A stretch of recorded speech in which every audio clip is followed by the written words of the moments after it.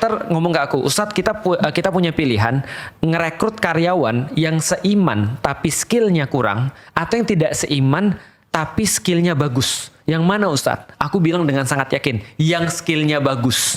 Karena orang ketika pergi ke dokter bukan bayar iman, Iya betul. bayarnya skill, benar nggak? Artinya ketika kita datang ke sana kan kita bukan, kecuali kalau dia datang ke Ustadz. Iya. Nggak, kalau dia datang ke Ustadz benar cari yang satu iman, Iya. bukan saat yang skillnya tinggi. Iya. Artinya menurutku itu bagus banget contohnya. Nah aku juga bingung sampai sekarang kenapa pasal 303 itu kemudian disampaikan penistaan agama, Iya. gitu kan ya. Nah menurutku itu bagian daripada menurut keyakinan saya Iya. itu adalah politisasi agama.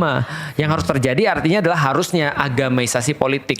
Apalagi di dalam Islam kan ngurusin politik juga sebenarnya. Artinya justru yang terjadi adalah tokoh-tokoh politik itu diatur sama agama. Nih sekarang aku mau nanya nih. Kalau andaikan Panji bisa dinilai berdasarkan agama, harusnya kalau kita mau fair, tokoh-tokoh politik mau dinilai juga berdasarkan agama dong. Benar. Nah itu kalau andaikan itu dijadiin fair ya, habis tuh semua tuh orang tuh.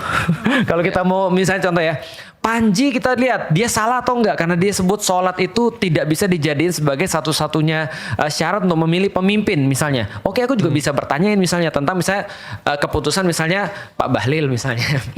Bagaimana tuh keputusannya? Gak ada rem hari ini ya. Tahan nomor Offside. Pegang nih. Misalnya keputusannya misalnya Pak Prabowo misalnya.